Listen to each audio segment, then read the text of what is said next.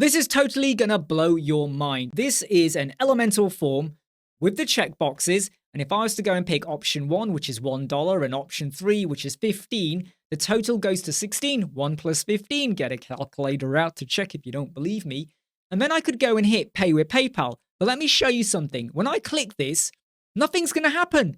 What the heck is going on? This should be working. It's because the code I'm gonna share with you will not allow you to go and pay until you've completed the name and email fields. And when I now click the button, I can now pay for these services, and it's got the $16. You go and hit next, you would go and make your payment. I as the vendor would get email and details, and you as the sender would also get details. And by the way, when the customer does get their email, it will actually tell them that you purchased option 1 and option 3, and you could make that be a little bit more clearer, but they will get informed within the email. Why am I telling you about this? Because maybe you want to sell some items on your website, but you don't want to go via the full WooCommerce or some other solution where you got to install a plugin. This is all with Elementor Forms, and there is a little bit of something you have to do with PayPal. Believe me, it's really quick and easy, but let me show you how we created this. Seriously, it is that simple. Name, email, standard fields. We've got options, which is a checkbox field. I've gone and popped in my options, be very clear on what you pop down here. I've gone and stated what the values are as well, so you know what you're clicking or adding. The important bit is when you go to the advanced tab, the ID for this is called options, because the HTML script we're going to use is going to now know what it needs to use when it comes to doing calculations. Underneath the options, we have a total field. This is a text field, because you may want to show the currency. You don't have to, but I think it's a good idea to do that. GBP, or even the $ or the pound sign. So it's a text field, and the ID for this is total. Again, try and make sure you keep things crystal clear. If we go to the advanced tab, there is a little bit of CSS being applied here as well. So we've got some here for the form total field. So form field total. So I've made it be a darker color with a font of white. Over here, I have hidden the submit field because I want you to pay via PayPal. If I get rid of this bit of code here, can you see the send field has now appeared? So if you do, it wouldn't really make sense, right, to submit and then have pay with PayPal. It would kind of get a bit confusing. So I think it makes total sense to get rid of that. We've also applied a bit of a color and styling to our checkbox as well. So this allows me to have basically a bit of red color over here. If I get rid of this bit of code, can you see how everything is a bit cramped up and it's not perfectly aligned? Again, all of these codes are in the video description for you to go and click and play with. Now let's focus on the two very important bits of script. Again, you can get them from the video description. The first one over here is the pay with PayPal, and all you've got to do here is change the address for where the payment's going to go to, okay? So if you've got like a business account or a personal account, or however you're going to have this set up, okay, the payments would go there. And you can also change the description. So mine at the moment will just say the word purchase.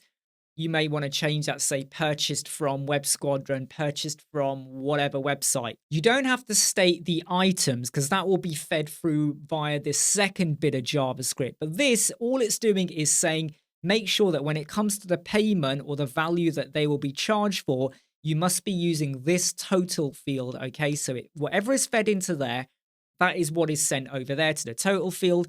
And the name and email we have over here will feed into the name and email when it comes to go over to PayPal. But we're not using any API here.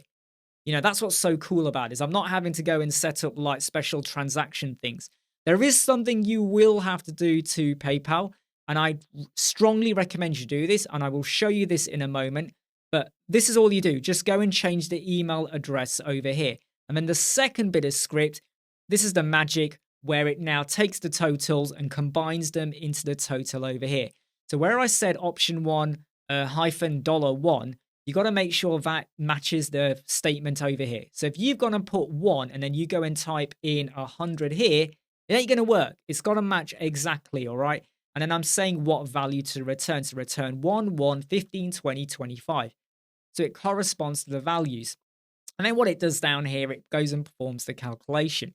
If you need to change this to work particular for you, just pick the code up, stick it into some AI, ChatGPT, tell it what you want to change, and it will work it out for you. But you need to have this PayPal button to obviously send it to PayPal. And if you go to the advanced tab for that particular widget over here, I have gone and added in a bit of CSS. Again, I'm going to share this in the video description. This is where I'm styling the color. So if I was to go and change this to be like that, you can modify it to work with your brand. The padding, I have found, okay, that sometimes padding bottom I had to put in. Sometimes I didn't. I can't fully overly explain it, but I have found that padding bottom 30 just works a bit better. In fact, you could argue it probably should be about 35 even, or even 34. You know, go and jig around with it.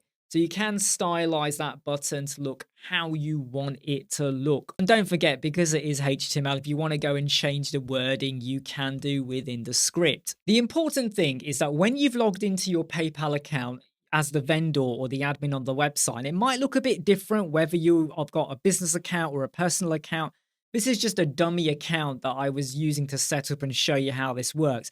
You need to go and find the option called website preferences, okay? This is the same wording whether you're on a business account or not. Normally you got to go and click the settings cog or even go to seller's tool, but it'll either be in there and then you will find website preferences or it will be in seller tools. What you want to do is click on that and you will find an option called auto return. I recommend that if you are doing this and you are going to add PayPal onto a website, I would either set up a separate account, because what this will do is now say that every time there is a payment made, it will now auto return. Once the payment's made, it will send them over to this page. So if you're using that PayPal account for multiple options, you might not really want to go for this. But the idea is that when someone has made a payment, it will now send them over here. And what they recommend you do on that particular page, you want to go and give them a statement to say, thank you for your payment. Your transaction's been done via PayPal, all of that. Make sure you log into PayPal or check your junk or your spam email, etc., to see the details of the transaction. Because remember, we're not going via WooCommerce, where WooCommerce would fire off emails. What they'll now get is an email from PayPal.